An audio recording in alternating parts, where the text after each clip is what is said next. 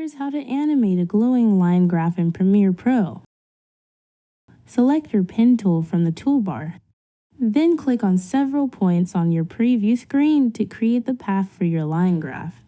Now go over to the Properties panel and uncheck the Fill option. Check off the Stroke option. Change the stroke color. Click the Stroke Style drop-down and select Center Alignment. Then adjust your line width to your preferred thickness.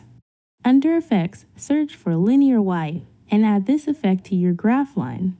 Now go to Effect Controls and click the keyframe button next to Transition Completion. Modify the completion value to 100%.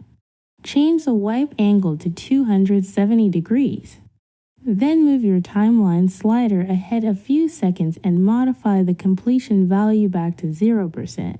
Now duplicate your clip by holding the Alt key and dragging it to the track above. Go to Effects and search for Gaussian Blur.